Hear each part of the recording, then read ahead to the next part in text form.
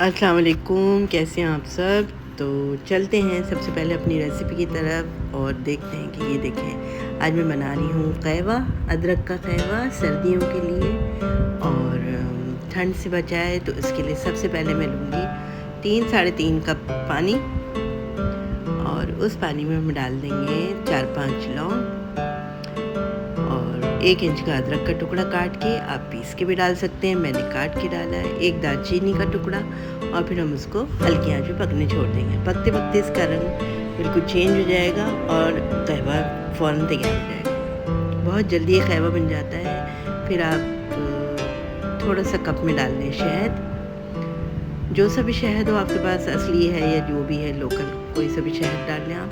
और उसके बाद हम छान के उसमें ये कहवा निकाल लेंगे और बहुत जल्दी से ये बन जाता है अदरक का कहवा।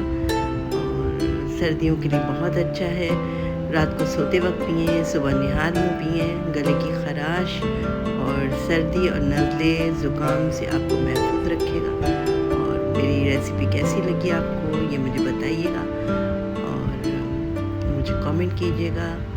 और मेरे पेज पे अगर आप नए हैं तो फिर मेरे चैनल को कीजिए सब्सक्राइब, लाइक कीजिए और शेयर कीजिए और इस कहवे को एंजॉय कीजिए। ठीक है, मिलते हैं नई रेसिपी के साथ जल्द ही। अल्लाह हाफ़िज़।